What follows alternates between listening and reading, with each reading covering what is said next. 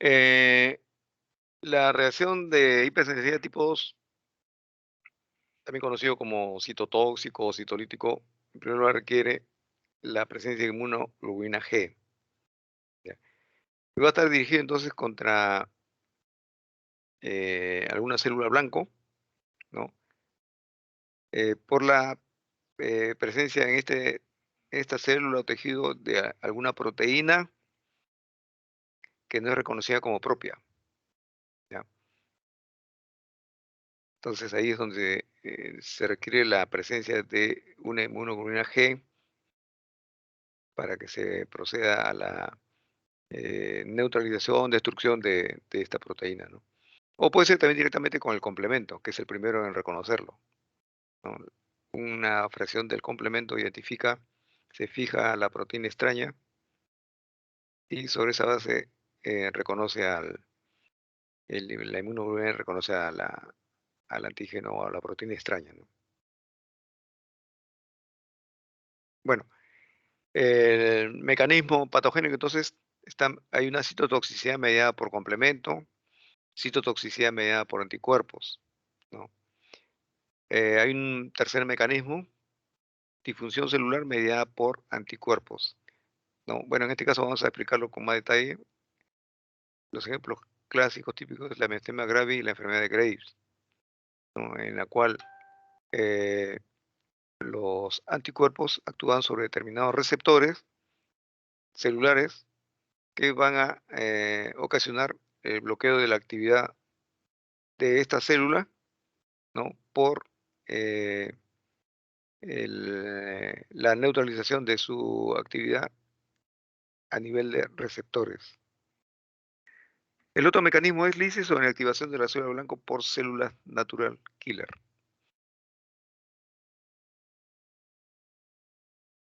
Bien. En relación a la reacción de hipersensibilidad tipo 2 mediada por complemento sérico. Observen ustedes que la célula blanco, ¿no? Eh, tiene un anticuerpo que es rápidamente eh, acoplada a esta proteína extraña, ¿no? El, el complemento lo que va a propiciar es la formación de la llamada properdina, que no es sino un complejo derivado de la activación sucesiva de la cascada de complemento, hasta formar lo que llaman el complejo de ataque de membrana, y que al final va a ocasionar una lisis de tipo osmótica.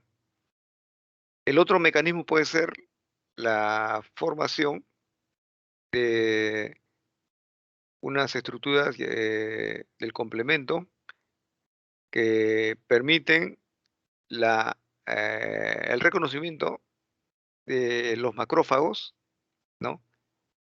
De la presencia de estas estructuras y por el mecanismo de opsonización, ¿no? Se acerca a estas células ya fijadas, ¿no? Y lo digiere, ¿no?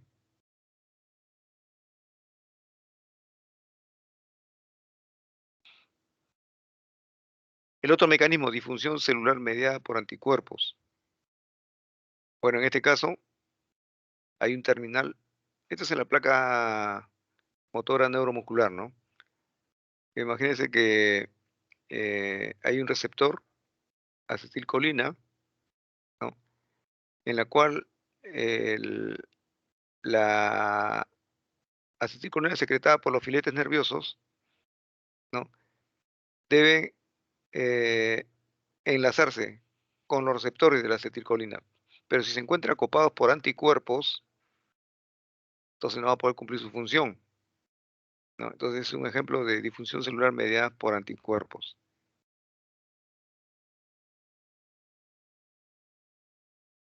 Aquí este es otro tipo de reacción de hipersensibilidad tipo 2 mediada por anticuerpos. Observen ustedes, la célula blanco se encuentra con un anticuerpo que reconoce alguna proteína extraña, ¿no? Y se fija a la célula blanco. la célula natural killer, que tiene receptores para la fracción cristalina de este anticuerpo, que se ha fijado en la célula blanco, ¿no? Se aproxima y de esta manera permite fijar también a la célula, la cual va a ser destruida. Bueno, aquí algunas consideraciones clínicas. Eh, los ejemplos típicos de reacción de hipersensibilidad tipo 2 tenemos a las anemias hemolíticas. La más importante, ahora vamos a mencionar acá algunas, reacciones transfusionales. Las reacciones transfusionales para este tipo de reacción citotóxica pueden ser dos tipos: hemólisis intravascular o hemólisis extravascular, ¿no? ¿Qué sucede acá? En las reacciones transfusionales basta con que el receptor no tenga alguna proteína que sí lo tiene el, el dador, ¿no? O la bolsa que va a ser transfundida, ¿no? Entonces se va a producir un mecanismo de hemólisis. Si es intravascular, es prácticamente de acción inmediata, ¿no? Este es el ejemplo típico de transfusiones no compatibles por el sistema ABO, ¿no? Paciente A, que yo le transfundo un paquete de glóbulos rojos B, ¿no? O un paciente del grupo O, ¿no?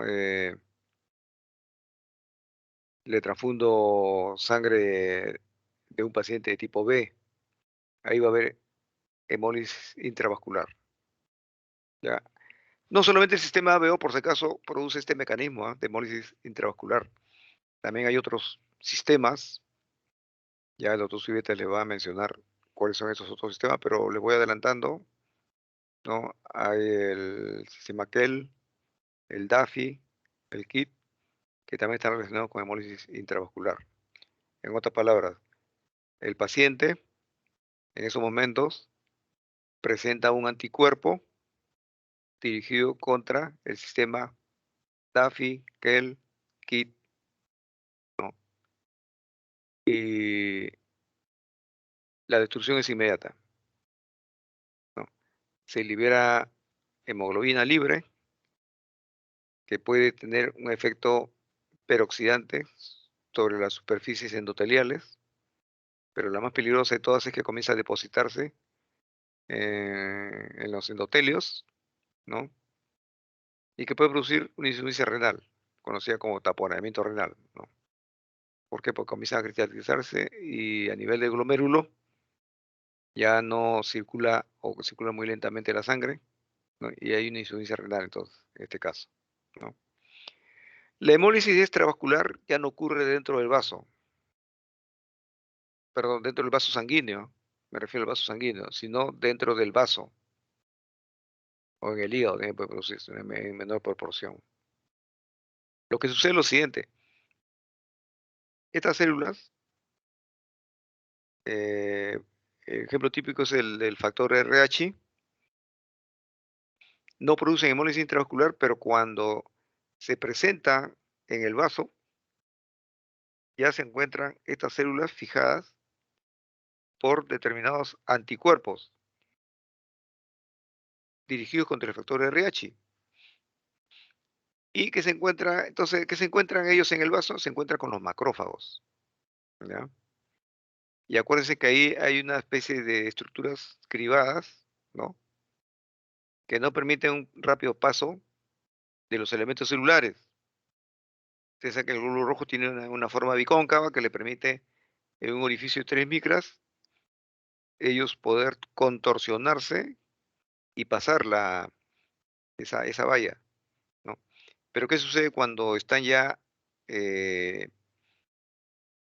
sensibilizadas con anticuerpos, IgG, por la proteína extraña relacionada con el RH? Entonces va a ser muy difícil que atraviesen esos orificios de 3 micras de diámetro, ¿no?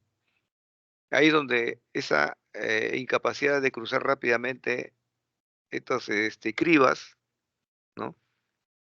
Que los macrófagos comienzan a destruir esta célula, ¿no? Entonces esto ocurre en el vaso, no en el vaso sanguíneo, sino en el vaso, en el órgano, ¿ya? En la enfermedad hemolítica del recién nacido es casi similar a lo que le estoy mencionando anterior, pero en este caso sucede en la madre. No es enfermedad hemolítica del recién nacido, es enfermedad hemolítica perinatal, así hay que llamarlo. ¿Por qué? Porque antes que nazca el niño también ya está sucediendo el mismo fenómeno. ¿Qué sucede? Si es factor incompatibilidad ABO, feto-madre, sucede lo siguiente: a lo largo del embarazo hay pequeñas hemorragias, ¿ya? A nivel de placenta.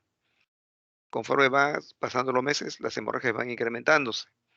Entonces, ¿qué hay? Hay liberación de glóbulo rojo del niño en un ambiente en donde también la circulación se acerca a la circulación de la madre. Entonces, el niño puede llevar determinadas proteínas o antígenos de diferentes grupos sanguíneos. Si la madre no lo tiene, entonces va a haber una respuesta de tipo humoral, ¿no? O sea, el niño está sensibilizando a la mamá. Entonces la mamá va a producir anticuerpos. Si los anticuerpos que se forman son IgM, no atraviesan la barrera placentaria. Entonces la mamá quedó sensibilizada, pero no pasaron los anticuerpos. Si la respuesta es de tipo IgG, estos anticuerpos sí atraviesan la barrera placentaria y van a ingresar al niño.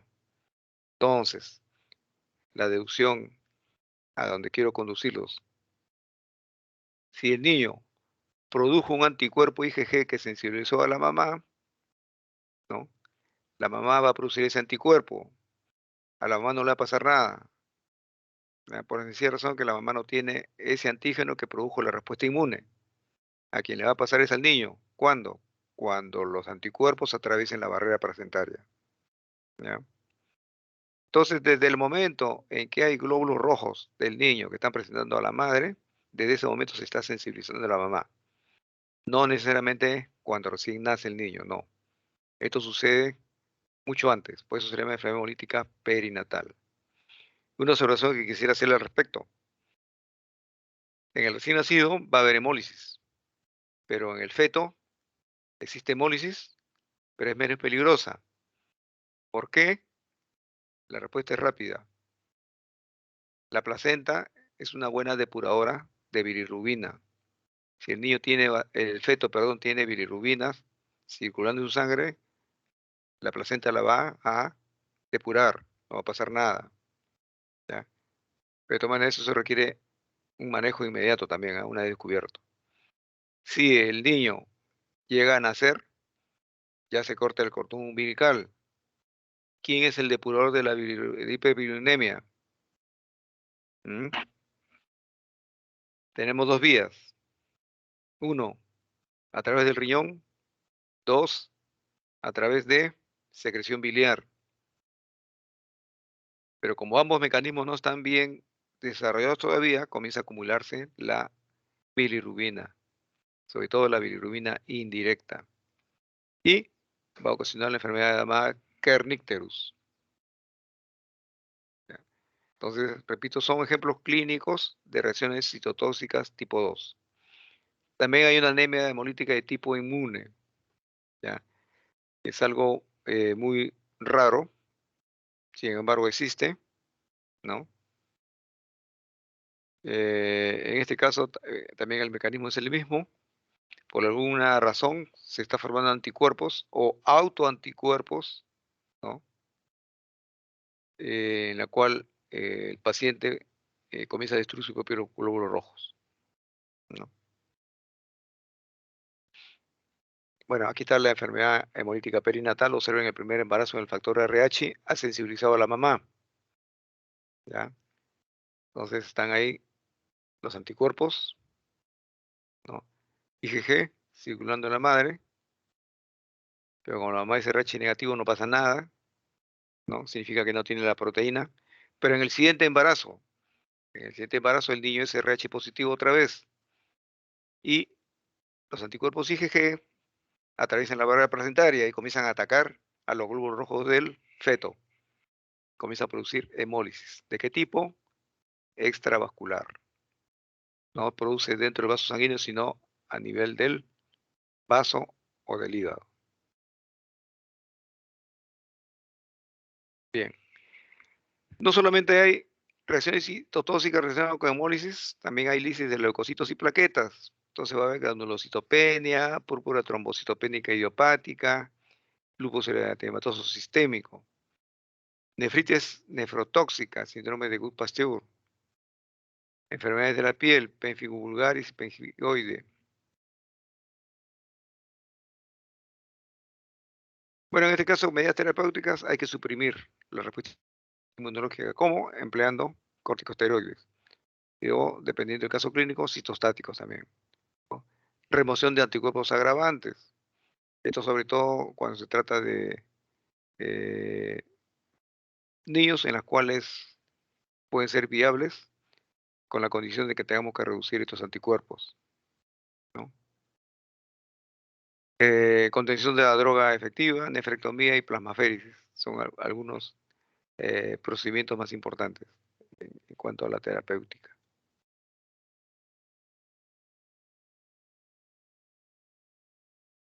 Reacción de hipersensibilidad mediadas por complejos inmunes, tipo 3. Miren, si ustedes se dan cuenta acá, siempre hay mediadores de tipo inmunológico, ¿no? Habíamos empezado con la inmunoglobulina A en el tipo 1, la inmunoglobulina G en el tipo 2. Ahora en el tipo 3 son complejos inmunes circulantes. En otras palabras, el antígeno está unido a su respectivo anticuerpo, pero por alguna causa no han podido ser eliminadas, ¿no? O degradadas, ¿no? Entonces han comenzado a depositarse. Se depositan en la membrana basal vascular, es una forma, ¿no? O puede depositarse también en el vaso sanguíneo, ¿no? Pero cualquiera que pueda ser la causa, van a activar el complemento, ¿no? Sobre todo la C3A o C5A, que son las anafilotoxinas más conocidas, ¿ya? Estas fracciones del complemento tienen la función de incrementar la permeabilidad vascular y la acción quimiotáctica de los neutrófilos. Por lo tanto, va a producir un proceso inflamatorio. Hay que nuevamente mencionar que los anticuerpos pueden ser IgG o IgM, ¿ya? Entonces, aquí en este caso, también recordar, los complejos inmunes circulantes son los que van a causar daños por depósito en la membrana basal vascular, ¿no? Alrededor del cual se va a formar un proceso inflamatorio. Miren, acá, esta es la cascada que conduce a la reacción de hipersensibilidad tipo 3, ¿no? Es una IgG que se une al antígeno que lo encuentra, ¿no? El receptor, ¿no? De la célula ha captado ese complejo, ¿no? Y el complemento se fija a esta célula que ha captado este complejo o este inmunocomplejo circulante, ¿no? ¿No? Entonces puede ser el vaso, ¿no? Lo que va a propiciar entonces la acumulación de determinados eh, macrófagos, neutrófilos, células presentadoras de antígeno en el área, ¿no? Donde se encuentran los depósitos de inmunocomplejos, ¿no? Y se puede formar alrededor de esta estructura una reacción inflamatoria. Bueno, acá, desde el punto de vista clínico, ¿cuáles son los tipos más conocidos? Primero tenemos la reacción de Artus, una reacción focalizada. La enfermedad del suero, generalmente en invierno hay estas enfermedades. Ya es un sistema. Es lo mismo la reacción de Artus, pero sistémica, ¿no? En la cual hay una reacción de tipo, algunos mediadores, que incluyen interleuquina 1, paciente se siente fiebre. Otro cuadro clínico, glomerulonefritis postinfecciosa. Aquí también igual manera. Se han formado anticuerpos después de una infección. Por algún motivo estos anticuerpos se unieron a los antígenos, pero no pudieron ser removidos, están circulando y comienzan a depositarse en la membrana basal o de repente en los vasos sanguíneos. Enfermedades de tipo autoinmune, ¿no? Neumonitis por hipersensibilidad, como la herpesquiliosis broncopulmonar alérgica, es uno de ellos. Recordar desde el punto de vista histórico, en 1903 Artus inmuniza conejos, ¿no? Con inyecciones de suero de caballo, ¿no? ¿Qué es lo que observo cuando hace esto? O sea, le coloca suero de caballo a los conejos, ¿no? Por inyección intradérmica, no intravascular, sino intradérmica. A partir de la quinta o sexta inmunización, comienza a haber una necrosis hemorrágica que tarda en curar, ¿no? Entonces, este es el prototipo de la reacción de Artus o reacción de hipersensibilidad tipo 3 localizada. Entonces, aquí está graficado, ¿no? Eh, Se inyecta los antígenos, ¿no? En este caso el suero de caballo, que va a producir una respuesta inmune, ¿no? De tipo IgG, ¿no? Los inmunocomplejos se comienzan a formar, ¿no? IgG con los antígenos que se le inyectó, ¿no? ¿Qué va a suceder? La célula presentadora de antígeno puede capturar estos inmunocomplejos circulantes, los va a fijar, ¿no? Y puede ocasionar un proceso inflamatorio localizado, ¿no?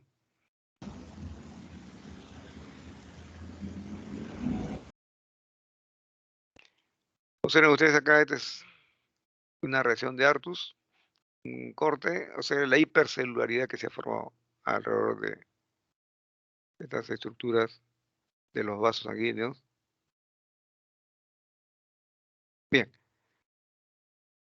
¿cómo se forman estos complejos inmunes? Uno, por activación de complemento y liberación de anafilotoxinas, incremento de la permeabilidad vascular, que conduce a una lesión tisular, por lo tanto hay un proceso inflamatorio ahí, pero por complejos inmunes que se depositaron a ese nivel, ¿no?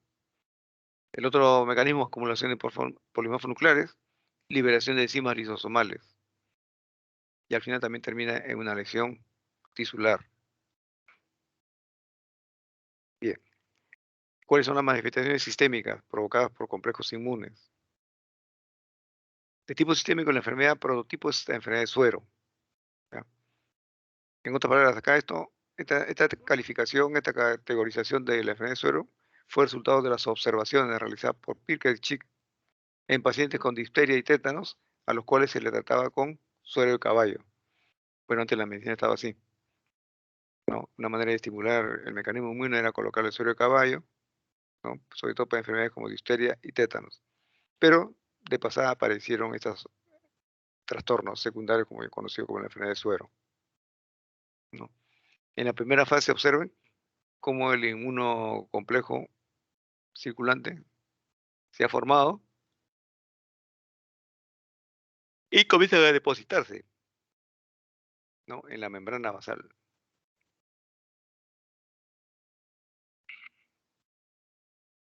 Entonces aquí ya hay una respuesta de tipo inflamatoria en la cual el neutrófilo comienza a liberar citoquinas, ¿no? En un intento de responder a este depósito de sustancias que no deberían estar en este sitio, no son depósitos de sustancias ya extrañas, ¿no? Se comienza el mecanismo de fagocitosis, ¿no? Eh, Se desencadena un proceso inflamatorio con el consiguiente mecanismo de agregación plaquetaria. Acuérdense que el proceso inflamatorio también activa el mecanismo de la coagulación. Y comienza a haber daño tisular producto de las enzimas que han sido secretadas por los neutrófilos o células presentadoras de antígenos, ¿no? Entonces es el inicio del proceso inflamatorio. Bueno, ¿qué factores influyen en el depósito de inmunocomplejos circulantes? Cuando los inmunocomplejos son grandes, rápidamente son identificados por macrófagos. Entonces, ¿qué va a suceder? Los fagocitan y los destruyen.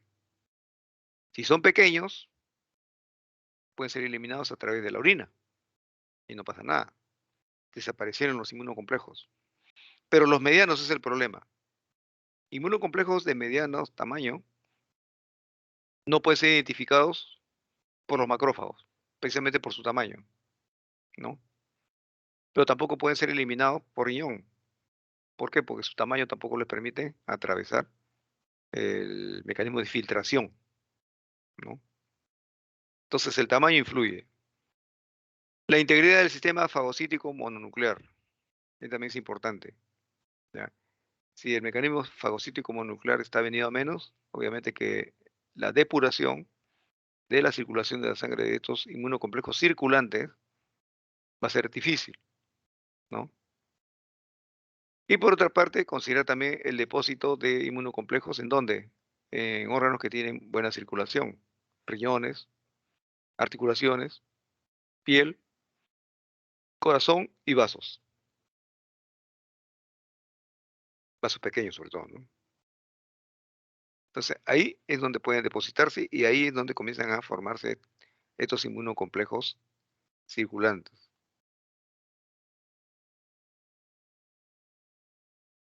¿Qué puedo decir en relación de hipersensibilidad tipo 4? Si habíamos hablado que anteriormente estaban mediadas por anticuerpos, estaban mediadas por un mecanismo humoral, aquí están mediados por células, ¿ya? Las células pueden ser linfocitos T, eosinófilos, ¿no? Células presentadoras de antígeno también, como la tuberculina, por ejemplo, propicia esta reacción tipo 4, ¿no? En fin, son variantes de la reacción de hipersensibilidad tipo 4. No puede llamarse tipo 4 si no se determina que está mediada por células. Repito, puede ser linfocitos T, eosinófilos o macrófagos, ¿ya? La reacción es mediada por linfocitos T antígeno específicas, ¿ya? O sea, cualquier tampoco linfocito T puede actuar, tiene que identificar su propio antígeno, ¿ya? El prototipo de esta reacción, ¿cuál es? El test de tuberculina. ¿En qué consiste eso? Es la respuesta mediada por linfocitos T helper 1, linfocitos T auxiliares, que al reconocer el antígeno presentado por la célula presentadora de antígeno, va a liberar citoquinas de tipo inflamatorio. ¿Cuáles son estas? El interferón gamma, el interferón beta, ¿no? Entonces, ¿qué va a propiciar? Se incrementa la expresión de moléculas de adhesión y también la permeabilidad vascular. Este es el prototipo de la reacción del té de tuberculina. Por eso es que cuando se inyecta intradérmicamente, ¿no? Esta sustancia, ¿no? El PPD, se conoce como PPD, más o menos a los 3 días ya debe formarse un- una estructura que se explica precisamente por la expresión de moléculas de adhesión y por la permeabilidad vascular incrementada. Bueno, acá algunos tiempos de reacción máxima de la reacción de hipersensibilidad tipo 4, ¿no? El de Jones-Motte, 24 horas, el de contacto, 48 a 72 horas, la tuberculina, 48 a 72 horas, la granulomatosa, de 14 días, más o menos. Observen ustedes acá, tipo de lepra, la tuberculoide puede ser un tipo, la dimórfica es una mezcla de la tuberculoide y la lepromatosa, ¿ya? Acá también hay algunas pruebas para detectar, ¿no? La presencia de este proceso infeccioso, ¿no? Conocido como lepra. Bueno, es una reacción de hipersensibilidad tipo retardado. Cuando está en la fase tuberculoide es fuertemente positiva. Si estamos en una fase de tránsito a la lepromatosa, es débil, ya se va debilitando. De esta manera que en la fase de lepromatosa ya es positiva, una cruz a 0, ¿no? Ahora, la prueba cutánea de la lepromina sigue el mismo patrón de la hipersensibilidad de tipo retardado. O sea, si estamos en la fase tuberculoide, también es fuertemente positivo. Estamos en la fase dimórfica, disminuye la sensibilidad. Y en la fase lepromatosa, incluso que haya predomina y se hace negativo, se negativiza, ¿no? ¿Cuándo estamos detectando complejos antígeno-anticuerpo? En la fase tuberculoide no encontramos. En la fase dimórfica sí se puede encontrar. En la fase lepromatosas, muy débil, puede ser positivo como también puede ser negativo, ¿no? ¿El microorganismo en qué momento lo encontramos? En la fase tuberculoide no. En la fase mórfica sí, pero algunos. En la fase lepromatosa encontramos muchos abundantes microorganismos que son fácilmente identificables.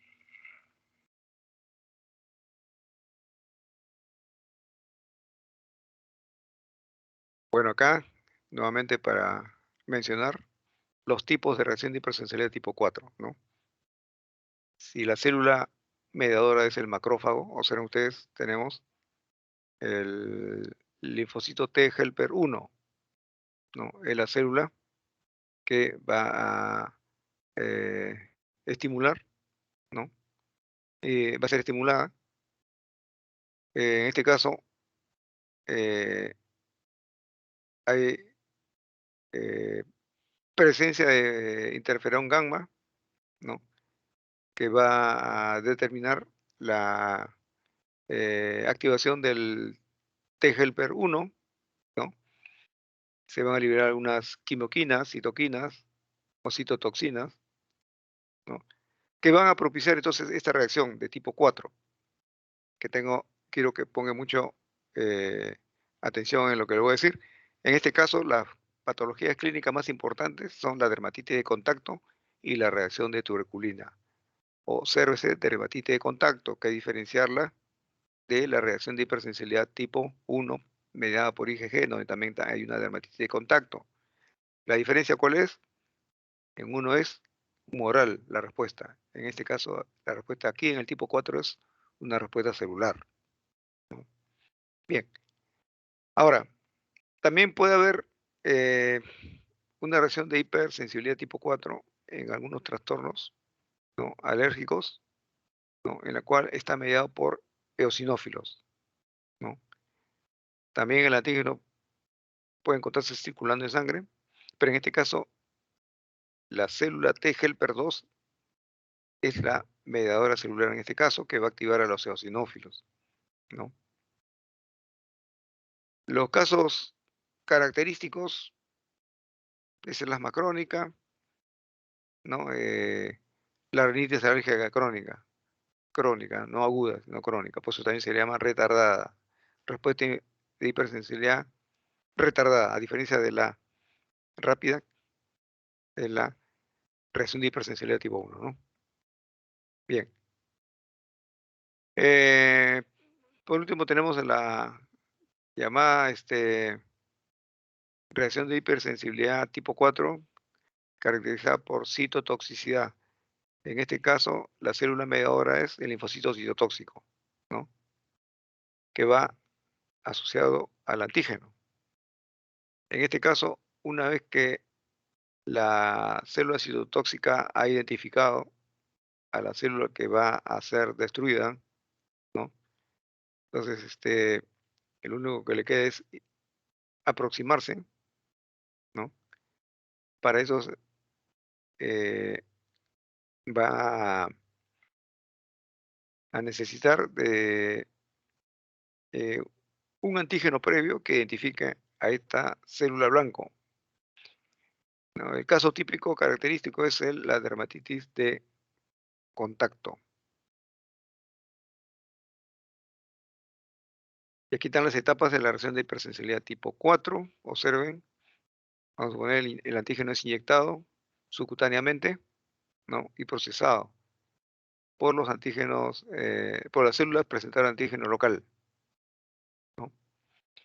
Entonces un linfocito T helper 1, ¿no? Reconoce al antígeno y secreta citoquina. Entonces, esto va a actuar sobre el endotelio vascular, ¿no? A consecuencia de esto comienzan los fagocitos y el plasma a producir la lesión característica, ¿no? Una pequeña eh, respuesta de acumulación de células, ¿no? En la cual se forma la famosa, podemos llamar eh, papila, ¿no? No es una zona indurada, ¿no? Que permite establecer que la respuesta ha sido positiva frente a la inyección del antígeno por vía subcutánea. Esto ocurre entre las 24 a 72 horas. Bueno, acá, por ejemplo, reacción de hipersensibilidad, ¿no? Sus reacciones y la célula T efectora, mediadora de la respuesta antigénica específica. Vamos a suponer acá, a ver, la hipersensibilidad de contacto. ¿Cuál es el antígeno? A ver, algunos aptenos, ¿no? Eh, iones metálicos pequeños, níquel, cromato, ¿no? La consecuencia es una reacción epidérmica local con su eritema, un infiltrado celular, que hemos visto, pequeñas vesículas que se forman, ¿no? Abscesos intraepidermal. La enteropatía por sensibilidad al gluten, la enfermedad celíaca. ¿Cuál es el antígeno? La gliadina, ¿no? ¿Qué va a suceder? Las consecuencias, atrofia de las vellosidades intestinales, ¿no? El tubo digestivo y el intestino delgado, síndrome de mala absorción.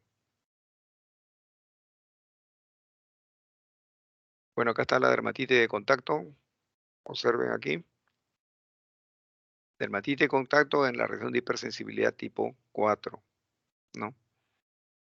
Entonces,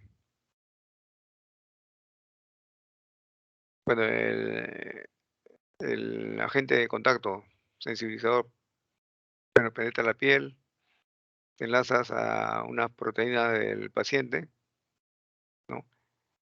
El cual son rápidamente capturados por la célula Langerhans. Las células Langerhans no son sino células presentadoras de antígeno, ¿no? Es su función entonces capturar patógenos extraños, ¿no? Pero en este caso las células Langerhans van a presentarlos, ¿no?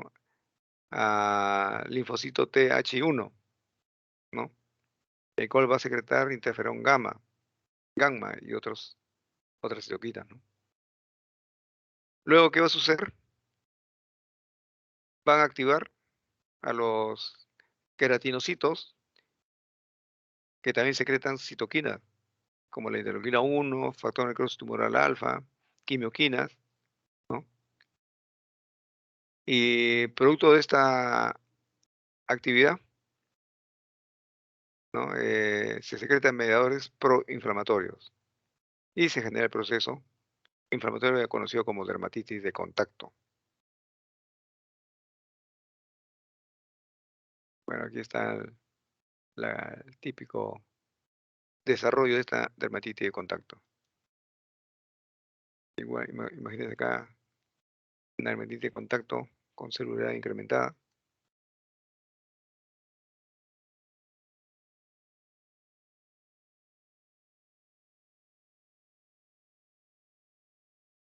A ver, un momentito acá, que me falta un resumen de este.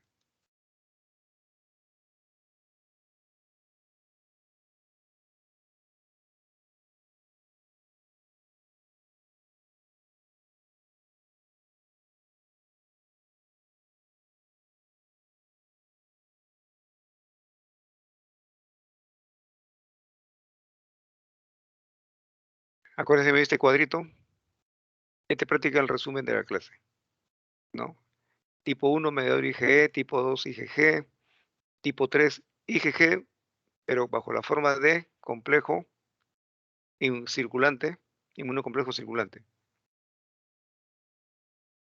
Observen ustedes acá las diferentes variantes de la reacción de hipersensibilidad tipo 4, ¿no?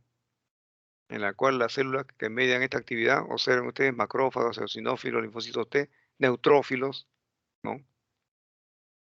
En el síndrome de Behçet, por ejemplo, se ha detectado esta presencia de esta variedad de reacción de hipersensibilidad tipo 4, ¿no? Bien, ¿alguna pregunta hasta acá?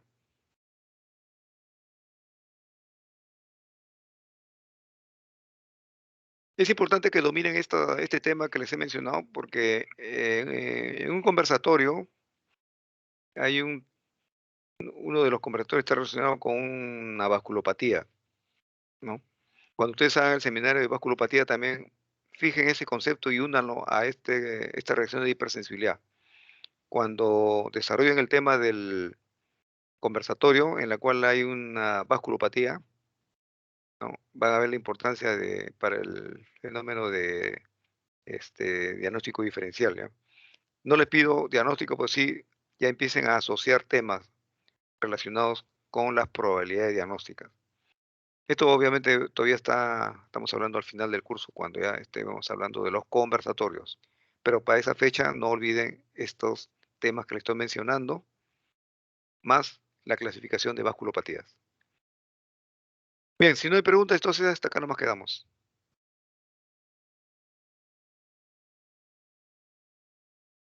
Sí, doctor, creo que no hay preguntas. Sí, doctor, con respecto al primer examen, según el sílabus dice que es en la semana 7 y estamos en la semana 4. Eh, entonces, ¿sería el 27 de septiembre el examen?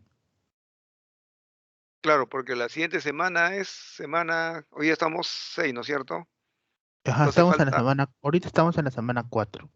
ya también 4. Entonces la siguiente semana no, hoy día estamos 6, hoy día, fecha, 6. La Ah, siguiente 6, semana es claro. 15, 15, 22, 27, sí, efectivamente, ¿ya? Ya, Con la doctor. doctora Gladys Patiño es la siguiente clase, ¿no? Y la doctora García, la última. Claro, y después es el examen. Ahí llega el examen, sí. Ya, ya, doctor. No se olvide de dejarnos sus diapositivas, por favor. Ya, en este momento lo voy a colgar, ¿ya? Ok, doctor, muchas gracias. Ok. Ah, la lista también, doctor, no se olvide de Sí, descargarla. ya la descargué ya. Ya, ok, doctor. Ya, ok. Gracias.